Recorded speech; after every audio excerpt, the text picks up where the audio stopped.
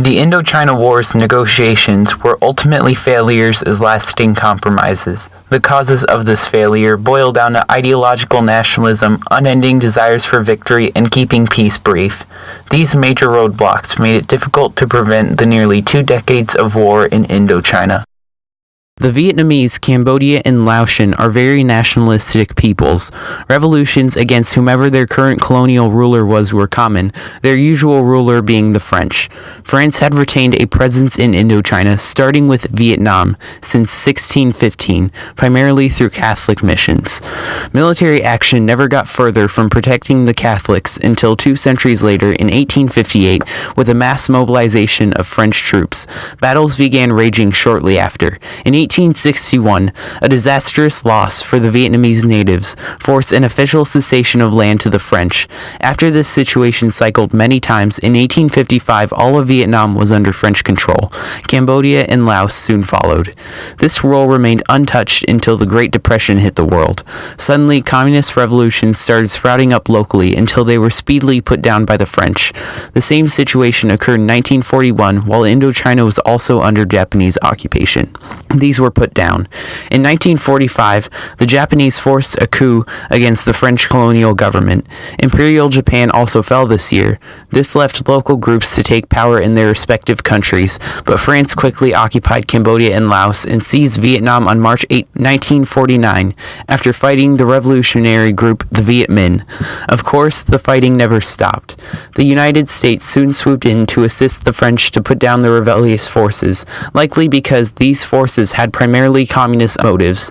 Despite U.S. aid, a large stronghold fell to the Viet Minh in 1954, and the remaining French forces surrendered. This defeat sparked an international eagerness for peace in the war-torn region. The Geneva Agreement was in the works.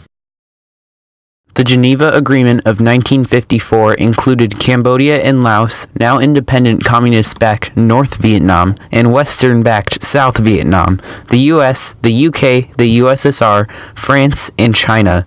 This agreement was destined to fail from the start.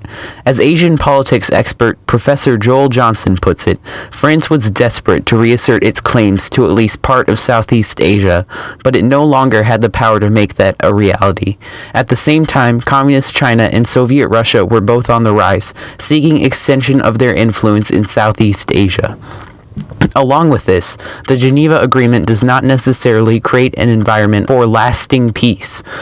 While there are some mentions of reunification throughout the document, such as pending the general elections, which will bring about the unification of Vietnam, it isn't particularly enforced. The main point of the document is generally to cease hostilities and make numerous commissions to supervise. There is one striking blow to the agreement besides the vagueness of reunification ideas. Chapter 6, Article 28. Responsibility for the execution of the agreement on the cessation of hostilities shall rest with the parties. This left open the opportunity for North Vietnam to invade South Vietnam.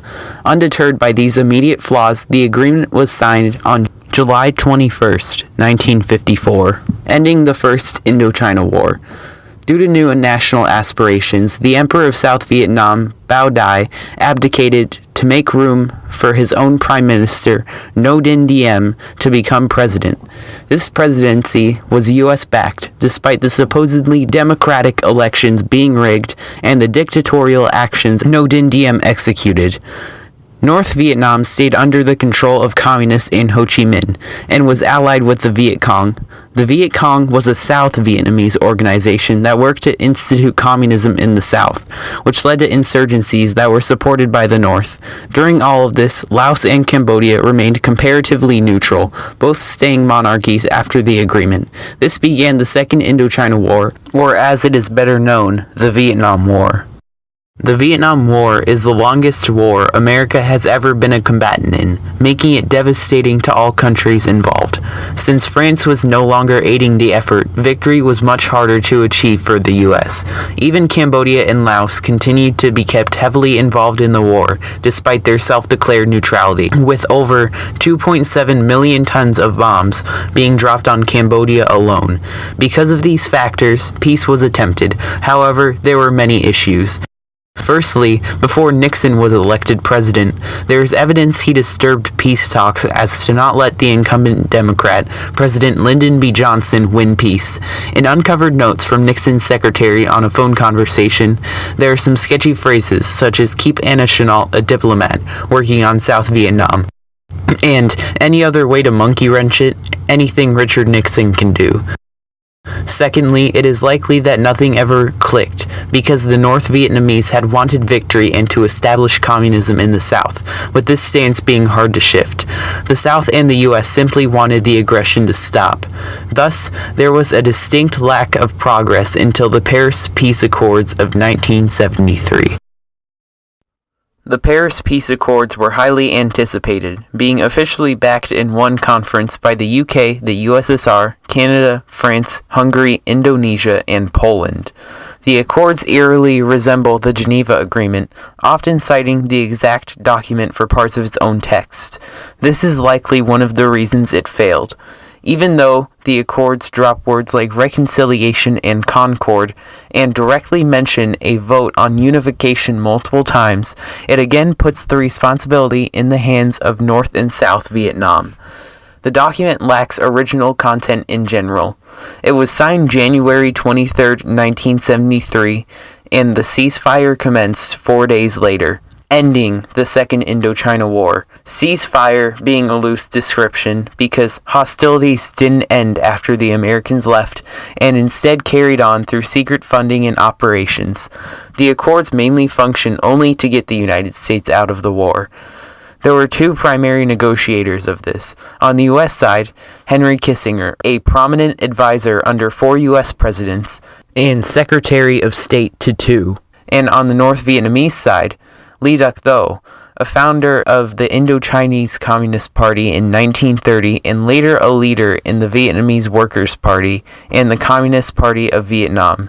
Both men were given the Nobel Peace Prize for their efforts, with both giving back the medal and cash portion at some point. They had not believed they deserved it because of how long the war limped onward for. Indochina was broken, only to start healing later in the century. After the war, unification through democracy never happened. However, unification did occur, but through invasion.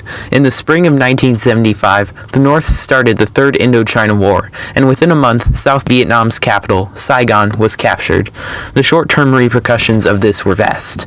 South Vietnamese people of all ages were put into re-education camps by the new government, which strongly resembled the Soviet gulags. The Khmer Rouge, a communist organization, took over Cambodia, while other communist forces overthrew the Lao government.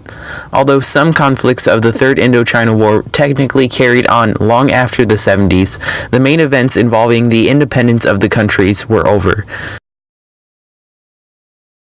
The Indochina War's negotiations were ultimately failures as lasting compromises. The causes of this failure boil down to ideological nationalism, unending desires for victory, and keeping peace brief.